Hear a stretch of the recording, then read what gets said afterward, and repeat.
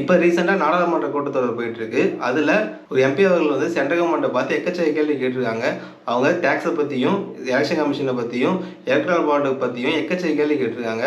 என்ன கேட்டிருக்காங்கன்றதை இந்த வீடியோ தெளிவாக பார்ப்போம். ஃபர்ஸ்ட் யார் கேட்டதுன்னு பார்த்தீங்கன்னா மஹுவா மோத்ரான்றவங்க தான் கேள்வி கேட்டிருக்காங்க. அவங்க ஒரு ராஜ்யசபா எம்பி. அவங்க ஃபர்ஸ்ட் ஆரம்பிக்கிறதுக்கு முன்னாடி ஆல்பர்ட் ஐன்ஸ்டைனோட கோட்டோட ஆரம்பிக்கிறாங்க. என்னன்னா, the hardest thing in the world is to understand the income tax. So அது மாதிரி தான் இந்திய கவர்மெண்ட் வந்து இந்தியாவே ரெண்டாக பிரித்து வச்சுருக்காங்க. அதை வந்து எலைட்டுக்கு ஒரு டேக்ஸ் ஆகவும் விஸ்வகர்மாவுக்கு ஒரு டேக்ஸ் ஆகவும் பிரித்து வச்சுருக்காங்க.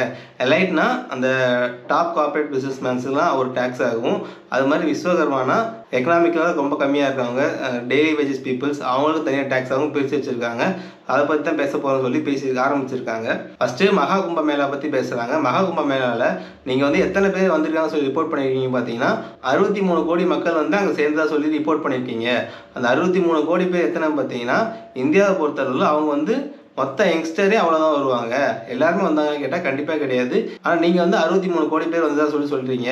அதில் இந்த ரிப்போர்ட் எவ்வளோ தெளிவாக விடுறீங்க, ஏன் அது எத்தனை பேர் இறந்தாங்கன்ற ரிப்போர்ட் வெளியிட மாட்டீங்க, அதுக்கு ஒரு ப்ராப்பராக கணக்கெலாம் சொல்கிறீங்கன்னு சொல்லி மகா கும்ப மேளா பற்றி கேட்டிருக்காங்க. அடுத்தது டேக்ஸ். டிசம்பர் 2024 அப்போ 8 கோடி மக்கள் வந்து இன்கம் டேக்ஸ் ஃபைல் பண்ண சொல்லியிருக்கீங்க. அதில் 56 லட்சம் பேர் வந்து 15 லட்சத்துக்கு மேலே ஆனுவல் இன்கம் வந்து 15 லட்சத்துக்கு மேலே வாங்குறவங்க. அப்போ நீங்கள் வந்து இந்த டைம் எவ்வளோ டேக்ஸ் லேப் பண்ணியிருக்கீங்க பார்த்தீங்கன்னா 12 லட்சம் வரைக்கும் ஆனுவல் சம்பளம் வாங்குறவங்களுக்கு நீங்கள் டேக்ஸ் ஃப்ரீ பண்ணியிருக்கீங்க. இது நல்ல விஷயம் தான். ஆனால் டைரக்ட் டேக்ஸில் மட்டும் தான் பண்ணிக்கிங்களே தவிர இன்டைரக்ட் டேக்ஸில் நீங்கள் எந்த ஒரு மாற்றமே கொண்டு வரல. இன்டைரக்ட் டேக்ஸை பொறுத்தளவுக்கு யார் எவ்வளோ ஃபஸ்ட்டு கட்டிட்டு இருந்தாங்களோ அதுதான் இப்பவும் கட்டிட்டு இருக்காங்க. பணக்காரங்க எவ்வளோ டேக்ஸ் கட்டுறாங்களோ இன்டைரக்ட் டேக்ஸில் சேம் அதே அமௌண்ட்டை தான் ஏழைகளும் கட்டிட்டு இருக்காங்க. எக்கனாமிக்கலாக பின்தங்கி இருக்கவங்களும் அதே டேக்ஸ் தான் கட்டிட்டு இருக்காங்க. ஒவ்வொருத்தரும் ஒரு விதமாக சம்பாதிக்கிறப்போ ஜிஎஸ்டி மட்டும் நீங்கள் ஈக்குவலைஸ் பண்ணி வச்சிருக்கீங்க. இன்னொரு ரிப்போர்ட் என்ன சொல்கிறாங்க பார்த்தீங்கன்னா, ஃபினான்ஷியல் இயர் 23லேருந்து 24 வரைக்கும் கிட்டத்தட்ட 20 லட்சம் கோடி வந்து ஜிஎஸ்டி மூலியமா ரெவென்யூ வந்திருக்கு. இது வந்து பார்த்தீங்கன்னா ஒரு ஆளுக்கு தலா 15,000 வரைக்கும் வருது. ஸோ நீங்கள் வந்து எல்லாருக்குமே ஒரே மாதிரி தான் டேக்ஸ் போடுறீங்க. ஸோ இதை சொல்ல வராங்க, டேக்ஸில் நீங்கள் டேரக்ட் டேக்ஸ் இந்த அளவுக்கு குறைச்சிருந்தீங்க, இன்டைரக்ட் டேக்ஸில் எந்த ஒரு மாறுதலுமே கொண்டு வரல. இன்டைரக்ட் டேக்ஸ் பொறுத்தளவுக்கு சோஷியல் கமாடிட்டியாக இருந்தாலும் சரி, டிரான்ஸ்போர்ட்டாக இருந்தாலும் சரி, எல்லாத்துக்குமே இன்டைரக்ட் டேக்ஸு பணக்காரங்க இருந்தாலும் சரி, ஏழைகள் இருந்தாலும் சரி, 2 பேருக்கு ஒரே மாதிரி தான் இருக்குது, ஒரே டேக்ஸாக தான் இருக்குது. நீங்கள் அதில் மாற்றத்தை கொண்டு வரணும். அடுத்தது சோஷியல் செக்டர் பற்றி பேசுகிறாங்க. சோஷியல் செக்டர்னா என்னன்னு பார்த்தீங்கன்னா ஹெல்த்தும் எஜுகேஷனும். ஹெல்த்துக்கும் எஜுகேஷனும் சேர்த்து ஜிடிபியில் எத்தனை பர்சன்ட் நீங்கள் ஜிஎஸ்டி வாங்கிட்டீங்க பார்த்தீங்கன்னா 4% ஜிஎஸ்டி வாங்கிட்டு இருக்கீங்க. சரி, அது வாங்க பிரச்சனை இல்லை. ஆனால் நீங்கள் அந்த அளவுக்கு வாங்குறீங்கன்னா ஹெல்த்தை பொறுத்தளவுக்கும் எஜுகேஷனை பொறுத்தளவுக்கும் அது ரொம்ப முக்கியமான ஒரு விஷயம். ஆனால் அதுக்கு நீங்கள் எவ்வளோ செலவு பண்ணுறீங்க பார்த்தீங்கன்னா 1966 ஆக்டின் பிரகாரம் நீங்கள் வந்து ஹெல்த்துக்காக இருந்தாலும் சரி, எஜுகேஷனாக இருந்தாலும் சரி, ஜிடிபிலேருந்து 6% வரைக்கும் நீங்கள் ஃபண்டு ஒதுக்கணும். ஆனால் நீங்கள் எவ்வளோ ஒதுக்குறீங்களே கேட்டால் கண்டிப்பாக கிடையாது. நீங்கள் போன வருஷம் வந்து எஜுகேஷன் எவ்வளோ ஒதுக்கிருக்கீங்கன்னு பார்த்தீங்கன்னா 4.5% தான் ஒதுக்கியிருக்கீங்க எஜுகேஷனுக்கு பொறுத்தளவுக்கு. ஆனால் நீங்கள் 6% வரைக்கும் ஒதுக்கணும். நீங்கள் டேக்ஸ் மட்டும் அதிகமாக வாங்குறீங்க சோஷியல் வெல்ஃபேரில், ஆனால் அதுக்கான திருப்பி ரிட்டர்ன் பண்ண மாட்டேறீங்க. அது 2 தான் ரொம்ப முக்கியமான விஷயம். அடுத்தது ஹெல்த்தை பொறுத்தளவுக்கு நீங்கள் என்ன சொல்லியிருக்கீங்கன்னா 2017 பப்ளிக் ஹெல்த் செக்டரை பொறுத்தளவுக்கு 2.5% வரைக்கும் பிஜேபி வந்து கான்ட்ரிபியூட் பண்ணணும்னு சொல்லியிருக்கீங்க. ஆனால் லாஸ்ட் இயரில் 1.94% தான் ஹெல்த் செக்டருக்கு நீங்கள் ஜிடிபிலேருந்து கான்ட்ரிபியூட் பண்ணியிருக்கீங்க. நீங்கள் சொன்னது 2.5%, அது கொஞ்சம் கொஞ்சமாக குறைஞ்சி இப்போ 1.94% இருக்குது. எதுக்கு செலவு பண்ணணுமோ அதுக்கு நீங்கள் ப்ராப்பராக செலவு பண்ண மாட்டீங்கன்னு சொல்லியிருக்காங்க. இருக்கிறதே நம்ம தான் ஒரே ஒரு கண்ட்ரி ஹெல்த்தை பொறுத்தளவுக்கும் எஜுகேஷனை பொறுத்தளவுக்கும் நம்ம செலவு பண்ணுறதுக்கு டிக்ளைன் பண்ணிகிட்டே இருக்கோம் அப்படின்றத சொல்கிறாங்க. அடுத்தது பார்த்தீங்கன்னா ஃபுட் இன்ஃப்ளேஷனை பொறுத்தளவுக்கு ஜனவரி மாதத்துலேருந்து டிசம்பர் மாதம் வரைக்கும் 2024 ரூரல் ஏரியாவில் கிட்டத்தட்ட 5.4% வந்து இன்ஃப்ளேஷனாக இருந்திருக்கு. ஆனால் அதுக்கு எந்த ஒரு ஆக்ஷனுமே எடுக்கல. அடுத்தது 100 நாள் வேலை திட்டம் இருக்கு இல்லையா, 100 நாள் வேலை திட்டத்தில் போன வருஷத்துக்கும் இந்த வருஷத்துக்கும் அதே சேம் 86,000 கோடி தான் ஒதுக்கியிருக்கீங்க. போன வருஷம் 86,000 கோடியும் இந்த வருஷம் சேம் 86,000 கோடி தான் ஒதுக்கியிருக்கீங்க. அதுதான் அதிகமாக செலவு பண்ண வேண்டியது இருக்கும். ஏன்னா அர்பன் ஏரியாவை பொறுத்தளவுக்கு அதுதான் ரொம்ப முக்கியமான ஒரு சோர்ஸாக இருக்குது இன்கமில். நீங்கள் அதுக்கு அதிகமாக செலவு பண்ண மாட்டீங்க, சேம் அமௌண்ட் தான் செலவு பண்ணிட்டீங்க வருஷம் அப்படின்றத மென்ஷன் பண்ணுறாங்க. அடுத்தது சென்ட்ரல் கவர்மெண்ட் வந்து ஒரு ரேஷனுக்கு 5 கிலோ அரிசி தரதா சொல்லியிருக்கீங்க. எந்த கணக்கின் அடிப்படையில் கொடுக்குறீங்கன்னு சொன்னீங்க பார்த்தீங்கன்னா 2011 எடுத்த சென்சஸின் அடிப்படையில் கொடுக்குறீங்க. அது மொத்தம் எத்தனை கோடி பேருக்குன்னா இது வரைக்கும் 81 கோடி பேருக்கு நீங்கள் வந்து அரிசி கொடுத்துட்ருக்கீங்க. அது நல்ல விஷயம் தான். ஆனால் இதை வந்து 2011 சென்சஸ் வச்சு எடுத்து கொடுத்துட்ருக்கீங்க தவிர புது சென்சஸ் ஏன் எடுக்க மாட்டீங்க? இப்போ இருக்க சென்சஸ் எடுத்து பார்த்தோம் பார்த்தீங்கன்னா கிட்டத்தட்ட 81 கோடியிலேருந்து எக்ஸ்ட்ரா 13 கோடி வரும். அப்படி எக்ஸ்ட்ரா 13 கோடி பேருக்கு நீங்கள் இன்னும் தராமலே இருக்கீங்க, அது டிக்ளைன் பண்ணிகிட்டே இருக்கீங்க. இது வந்து சுப்ரீம் கோர்ட்டு கேஸ் போயிருக்கு. நீங்கள் 2011 சென்சஸை வச்சு தான் எல்லா திட்டத்தையும் அறிமுகப்படுத்திட்டு இருக்கீங்க, எப்போ புது சென்சஸ் எடுப்பீங்கன்னு சொல்லி கேட்டதுக்கு அப்போ அவங்க என்ன சொல்லியிருக்காங்க பார்த்தீங்கன்னா, இந்த மாதிரி ஹவுஸ் ஹோல்டு இருக்கவங்களுக்கு, இந்த மாதிரி ரூரல் ஏரியாவில் புதுசாக வந்தவங்க சொல்லி நாங்கள் தனியாக ஒரு வெப்சைட் வச்சுருக்கோம், அந்த வெப்சைட்டில் யார் ரெஜிஸ்டர் பண்ணுறாங்களோ அவங்களுக்கு தனியாக நாங்கள் கொடுப்போம் சொல்லியிருக்காங்க. ஆனால் அந்த வெப்சைட்லையுமே கிட்டத்தட்ட 8 கோடி மக்கள் வந்து ரிஜிஸ்டர் பண்ணியிருக்காங்க. இந்தமாரி நாங்களாம் புதுசாக இதுமாரி பயிரிட வந்திருக்கோம், புதுசாக எங்களுக்கும் சொல்லி இந்த ஸ்கீம் வந்து எங்களுக்கும் வேணும்னு சொல்லி அவங்க ரிஜிஸ்டர் பண்ணியிருக்காங்க. ஆனால் அதில் 8 கோடி பேர் ரிஜிஸ்டர் பண்ணதுக்குமே டிக்ளைன் பண்ணியிருக்காங்க அரசாங்கம். அவங்களுமே எந்த ஒரு அரிசியுமே தரல, இதுவுமே அவங்க சொல்லியிருக்காங்க. இன்னொன்று என்ன சொல்கிறாங்கன்னா, இந்த 8 கோடி மக்களுக்கு வந்து அவங்க தரணும்னு சொல்லி ரிஜெக்ட் பண்ணாங்க இல்லையா, ஆனால் அவங்களுமே சேர்த்து தான் 20 லட்சம் வரைக்கும் அவங்க மாதம் டேக்ஸ் பே பண்ணிட்டு இருக்காங்க சென்ட்ரல் கவர்மெண்ட்டுக்கு. ஆனால் நீ அவங்களுக்கு தர வேண்டிய சலுகையை தர மாட்டீங்க அப்படின்றாங்க. அடுத்தது டெமோக்ரஸி பற்றி மோடி அவர்கள் வந்து எந்த மீடியாவுக்கு போனாலும் பேசிகிட்டு இருப்பாங்க, எந்த நாட்டுக்கு போனாலும் பேசிகிட்டு இருப்பாங்க. ஆனால் அது தப்பு கிடையாது. ஆனால் டெமோக்ரஸி படி இங்கே எலெக்ஷன் நடக்குதான்னு கேட்டால் கண்டிப்பாக கிடையாது. எலெக்ஷன் பொறுத்தளவுக்கு ஒரு டிபார்ட்மெண்ட் இருக்குது, லெஜிஸ்லேட்டிவ் டிபார்ட்மெண்ட். அவங்க தான் வந்து எலெக்ஷனில் எப்போ நடக்கணும், எவ்வளோ செலவு பண்ணணும், எத்தனை போர்டு இருக்கணும், எத்தனை பேர் வந்து ரிஜிஸ்டர் பண்ணணும்னு சொல்லி எல்லாத்தையுமே அவங்க தான் கண்டக்ட் பண்ணுவாங்க. அவங்களுமே சரியாக செயல்படுறாங்களான்னு கேட்டால் தெரியல. போன வருஷத்தோட பட்ஜெட்டில் ஃபினான்ஸ் மினிஸ்டர் அவர்கள் வந்து கிட்டத்தட்ட ஓட்டர் ஐடிக்குன்னு சொல்லி 300 கோடியும், எலெக்ஷன் நடத்துறதுக்காக 600 கோடியும், இவிஎம் மிஷினுக்காக 19 கோடி செலவு பண்ணியிருக்காங்க. ஸோ எலெக்ஷனுக்காக இந்த அளவுக்கு செலவு பண்ணுறாங்க இல்லையா, எலெக்ஷன் ஃபேராக நடக்குதா என்னன்றதை செக் பண்ணி பார்க்கறதுக்காக எலெக்ஷன் கமிஷன்ட்டு வந்து ஃபார்ம் 17C கேட்டாலும் தரமாட்டுறாங்க, 100% நடக்குதான்ற ஒரு ரிப்போர்ட்டு கேட்டாலும் தரமாட்டுறாங்க. புதுசாக ஓட்டர் ஐடியும் கொடுக்கறதுக்கு ரிஜெக்ட் பண்ணிட்டு இருக்காங்க எலெக்ஷன் கமிஷனு.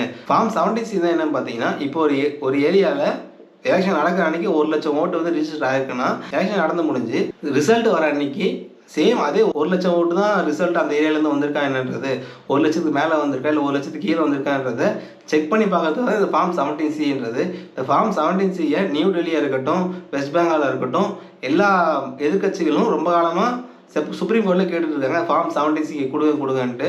ஆனால் எலெக்ஷன் கமிஷன்றது ஃபார்ம் 17Cயை கொடுக்க மறுத்துட்ருக்காங்க அப்பையிலேருந்து. இதுதான் அவங்க மென்ஷன் பண்ணுறாங்க. எலெக்ஷன் சொல்லி இத்தனை கோடி செலவு பண்ணுறீங்களே, எலெக்ஷன் ஃபேராக நடக்குதா இல்லையான்னு சொல்லி கேட்டால் அதையே நீங்கள் ஒழுங்காக டிரான்ஸ்பரண்டாக சொல்ல மாட்டீங்கன்னு சொல்லி எதையுமே கேட்டிருக்காங்க. இந்தியாவுடைய குரோத்தை பற்றி பேசியிருக்காங்க. இந்தியாவோட குரோத்தில் அடுத்த வருஷம் 6.5% இருக்கும்னு சொல்லியிருக்கீங்க, அது நல்ல விஷயம் தான். ஆனால் இதே நீங்கள் 2023 அப்போ என்ன சொல்லியிருக்கீங்க பார்த்தீங்கன்னா, இந்தியாவோட growth 2025 9.3% இருக்கும் சொல்லியிருக்கீங்க. ஆனால் இப்போ வந்து படிப்படியாக நீங்கள் 6.5% வந்திருக்கு. இதுக்கு என்ன காரணம் நீங்கள் தான் சொல்லணும் அப்படின்னு சொல்லி ஃபினான்ஸ் மினிஸ்டர் பார்த்து கேட்டிருக்காங்க. அடுத்தது என்னன்னா, ஃபாரின் டைரக்ட் இன்வெஸ்ட்மெண்ட்றது ரொம்ப கம்மியாகிட்டு இருக்கு வர.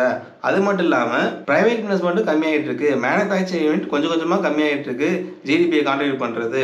இதுக்கெல்லாம் எந்த ஒரு ஆக்ஷன் எடுக்க மாட்டீங்க. ரூரல் ஏரியாவில் அன்எம்ப்ளாய்மெண்ட் வந்து 9% இருக்கு. ஆனால் நீங்கள் என்ன சொல்றீங்கன்னா, பிசிக்கல் டெபிசிட் வந்து 4.4% உயர்ந்திருக்குன்னு சொல்றீங்க பெருமையாக. ஆனால் செக் பண்ணி பார்த்தா 4.4% வந்ததுக்கு காரணம் வந்து நாட்டோட வளர்ச்சினால வரல, மக்கள்கிட்ட செலவு பண்ணுறதுக்கான காசு இல்லை, அந்த ஒரு காரணத்தினால 4.4% வந்திருக்கு. இது வந்து வளர்ச்சினால் வந்தது கிடையாது, மக்கள்கிட்ட செலவு பண்ண காசு இல்லாதனால வந்தது தான் இந்த பிசிக்கல் டெபிசிட் 4.4%. ஸோ மக்கள் வந்து இந்த அளவுக்கு அவதிப்படுறப்போ நீங்கள் என்ன பண்ணுறீங்கன்னா, கார்பரேட்டுக்கு டேக்ஸை கம்மி பண்ணிட்டு இருக்கீங்க. கார்பரேட்டை பொறுத்தளவுக்கு டேக்ஸு 2019 30% இருந்தது, இப்போ 2025 30%, 22% மாறிடுச்சுன்றதையும் மென்ஷன் பண்ணுறாங்க. ஆனால் கவர்மெண்ட்டுக்கு டேக்ஸில் விக்டிமாக இருக்கிறது யாருன்னு பார்த்தீங்கன்னா, ஸ்மால் பிஸ்னஸ் மேன் பீப்புள்ஸும் அப்புறம் டெய்லி வேஜஸ் பீப்புள்ஸும் தான் கவர்மெண்ட்டுக்கு டேக்ஸ் கட்டிட்டு இருக்காங்க அதிக அளவில். ஆனால் கார்பரேட்டுக்கு நீங்கள் இப்போ டேக்ஸ் கம்மி பண்ணிகிட்டே இருக்கீங்க அப்படின்றத சொல்கிறாங்க. அடுத்தது இன்கம் டேக்ஸை பொறுத்தளவுக்கு கவர்மெண்ட்டுக்கு 2015 எவ்வளோ ரெவன்யூ வந்திருக்குன்னு பார்த்தீங்கன்னா 5.5 லட்சம் கோடியாக வந்திருக்கு. ஆனால் இதுவே இப்போ ரீசெண்டாக வந்த ரிப்போர்ட்டில் 10.5 லட்சம் கோடி வந்து கவர்மெண்ட்டுக்கு டேக்ஸ் மூலிமா ரெவன்யூவாக வந்திருக்கு. டேக்ஸ் அதிகமாக்கி டபுளாக தான் வந்திருக்கு உங்களுக்கு அமௌண்ட்டு. இங்கே டேக்ஸ் அதிகமாகிறதுனால லாஸ்ட் 10 வருஷத்தில் 17.5 லட்சம் பேர் வந்து இந்தியாவை விட்டு ஃபாரினில் போயிட்டு செட்டில் ஆகிருக்காங்க, ஃபாரினில் போயிட்டு குடியுரிமை வாங்கியிருக்காங்க. அது மட்டும் இல்லாமல் 21,300 மில்லியன் டாலர் சொத்து உள்ள பணக்காரங்க வந்து இந்தியாவை விட்டு வெளிநாடுகள் போயிருக்காங்க. அது வந்து இந்தியாவுக்கு லாஸாக தான் அமையும், டேக்ஸ் நீங்கள் அதிகமாகிட்டே இருக்கிறதுனால. இது வந்து லாஸ்ட் 3 வருஷத்தில் நடந்தது. ஜிஎஸ்டி வந்து ஒரு நைட் மேலே தான் அமையுது எல்லாத்துக்கும். ஏன்னா அது வந்து 100 டிஃப்ரெண்டான வழிகளில் டேக்ஸ் போட்டுட்டு இருக்கு ஜிஎஸ்டி பொறுத்தளவுக்கு. அடுத்து அவங்க வந்து ஸ்டாக் மார்க்கெட் பற்றி பேசுகிறாங்க. ஸ்டாக் மார்க்கெட்டை பொறுத்தளவுக்கு 2004 கேபிட்டல் கெயின் வந்து 0% இருந்தது. ஆனால் நீங்கள் 2018 என்ன பண்ணுறீங்க பார்த்தீங்கன்னா, லாங் டேர்ம் கேபிட்டல் கெயினை 10% மாற்றிருக்கீங்க. அதுவே 2024 10%லேருந்து 12.5% மாற்றிருக்கீங்க. ஷார்ட் டேர்ம் கேபிட்டல் கெயின்ன்றது வந்து 2018 10%லேருந்து 15% ஆகும். இப்போ 2025ல் 15% 20% மாற்றிருக்கீங்க. இது வந்து யாராவது ஷேர் மார்க்கெட் இன்வெஸ்ட் பண்ண வந்தாலுமே அதை தடுக்கிற மாதிரி தான் இருக்குது இந்த டேக்ஸ்ன்றது. செக்யூரிட்டி டிரான்சாக்ஷன் டேக்ஸுமே 60% வரைக்கும் வச்சுருக்கீங்க நீங்கள். இதனால் ஃபாரின் இன்வெஸ்டர்ஸ் வந்து இந்தியாவுக்கு வந்தாலுமே அவங்க ஒரு பயத்தோடு வராங்க. ஏன்னா எங்கே எல்லாமே டேக்ஸ் அதிகமாகிட்டே இருக்கு. எல்லாத்துலேயுமே மேனுஃபேக்சரிங் பண்ணாலும் டேக்ஸு, ஷேர் மார்க்கெட் பண்ணாலும் டேக்ஸ்னு சொல்லி எல்லாமே டேக்ஸ் அதிகமாகிட்டே இருக்குது. ஸோ இதனால் ரீசெண்ட் இயர்ஸில் ஃபாரின் டைரக்ட் இன்வெஸ்ட்மெண்ட் ரொம்ப கம்மியாகிட்டே இருக்குது கொஞ்சம் கொஞ்சமாக அப்படின்றத மென்ஷன் பண்ணுறாங்க.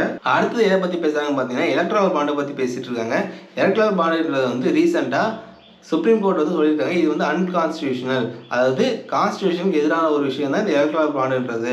இது வந்து இந்த கவர்மெண்ட் வந்து தடுக்கணுன்ற மாதிரி சொல்லியிருக்காங்க சுப்ரீம் கோர்ட்டு. அதுக்கு நீங்கள் வந்து என்ன பண்ணியிருக்கீங்க பார்த்தீங்கன்னா இப்போ நடந்த பட்ஜெட்டில் எலக்ட்ரல் பாண்டுக்கு தொடர்பான 8 புதிய சட்டங்கள் கொண்டு வந்திருக்கீங்க. ஸோ இதுலேருந்து என்ன தருதுன்னா கவர்மெண்ட்டுக்கு பேக்டோர் வழியா ஏதோ ஒரு அமௌண்ட் வந்துகிட்டே இருக்கணும், அதனால நீங்கள் அந்த ரோடை க்ளோஸ் பண்ணக்கூடாதுன்றதுனால புதுசாக ஒரு சட்டத்தை மாற்றி கொண்டு வந்துட்டே இருக்கீங்க. எலக்ட்ரல் பாண்டு சுப்ரீம் கோர்ட் அன்கான்ஸ்டியூஷன் சொன்னதுக்கு அப்புறமே கூட நீங்கள் வேற ஒரு திட்டத்தை கொண்டு வந்தீங்க அது சம்மந்தப்பட்டு அப்படின்றது சொல்கிறாங்க. சரி, எலக்ட்ரல் பாண்டில் இருக்க இன்னும் ஒரு சில விஷயங்கள் சொல்கிறாங்க. அது என்ன பார்த்தீங்கன்னா ஒரு கம்பெனி லாஸ் ஆகிற கம்பெனி வந்து உங்கள் அரசுக்கு உங்கள் கட்சிக்கு 434 கோடி வந்து டொனேட் பண்ணியிருக்காங்க. லாஸ் ஆக போகிற கம்பெனி வந்து உங்களுக்கு எப்படி 434 கோடி டொனேட் பண்ணலாம் அவங்கள்ட்டே காசு இல்லாதப்போ. அது மட்டும் இல்லாமல் 41 கம்பெனிஸ் வந்து இன்வெஸ்டிகேஷனில் இருக்கிறாங்க. அப்படி இன்வெஸ்டிகேஷனில் இருக்கிற கம்பெனிஸ் வந்து எலக்ட்ரல் பாண்டு மூலயமா 2500 கோடி வந்து டொனேட் பண்ணியிருக்காங்க எலக்ட்ரல் பாண்டுக்கு. அது மட்டும் இல்லாமல் இன்வெஸ்டிகேஷனுக்கு போக வேண்டிய 30 கம்பெனிஸ் வந்து 335 கோடி வந்து எலக்ட்ரல் பாண்டு மூலயமா உங்கள் கட்சிக்கு டொனேட் பண்ணியிருக்காங்க.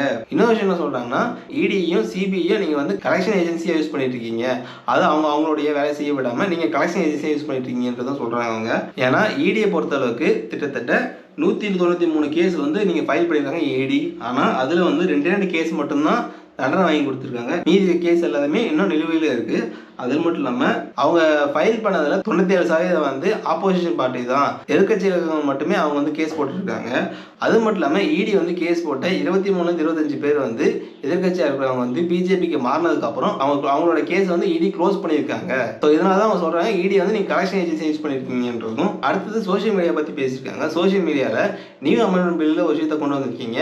எல்லாருடைய மெசேஜஸும் எல்லாரோட ப்ரைவேட் மெசேஜஸும் டேரெக்டாக கவர்மெண்ட்டுக்கும் ஐடி டிபார்ட்மெண்ட்டுக்கும் போகணும்னு சொல்லியிருக்கீங்க. இது வந்து எப்படி நான் முறையாகும், ஒருத்தரோட ப்ரைவசி எப்படி கவர்மெண்ட்டு கொண்டு போகலான்றது கேட்டுருக்காங்க. அது மட்டும் இல்லாமல் புதுசாக ஒரு பில்லு பாஸ் ஆக போது சோஷியல் மீடியா பொறுத்தளவுக்கு ரெகுலேட் பண்ணுற மாதிரி இது வந்து ஃப்ரீடம் ஆஃப் ஸ்பீச்சுக்கு எதிரானதாக இருக்கும்னு சொல்லியிருக்காங்க. அடுத்தது மீடியா பற்றி பேசியிருக்காங்க. மீடியா பொறுத்தளவுக்கு கோடி மீடியான்றது நிறையா வந்துகிட்டே இருக்குது. இப்போ 100 கோடி வந்து ஒரு ஜட்ஜி வீட்டில் ஃபைல் பண்ணாங்க இல்லையா கேஸு, அதுக்கு ஏன் நீங்கள் வந்து ஒரு ப்ராப்பராக ஒரு டிபேட் வைக்க மாட்டீங்க? ஒரு டிபேட் வச்சு யார் அவங்க அப்பாயின்மெண்ட் பண்ணாங்க, எதனால் அப்பாயின்மெண்ட் பண்ணாங்கன்னு சொல்லி கேட்டுக்க வேண்டியது தானே. இந்த டிபேட் எதுவுமே எந்த ஒரு மீடியாவும் ஜேர்னலிசம் ப்ராப்பராக எடுத்து நடத்த மாட்டாங்க. நீங்கள் மீடியாவுமே அவங்க கண்ட்ரோலில் எடுத்து வச்சுக்கிங்கிறது சொல்கிறாங்க. ஸோ இந்த மாதிரி எக்கச்சக்க கேள்வி கேட்டிருக்காங்க. அதில் நிறைய எம்பிஸுமே ஆப்போசிஷன் பார்த்து கேள்வி கேட்டு தான் இருக்காங்க. ஆனால் இதுக்கு வந்து எங்கே ரெஸ்பான்ஸ் ப்ராப்பராக வரல. ஸோ இந்த வீடியோ பிடிச்சா மறக்காம லைக் பண்ணிட்டு சப்ஸ்கிரைப் பண்ணிட்டு ஷேர் பண்ணுறேங்க.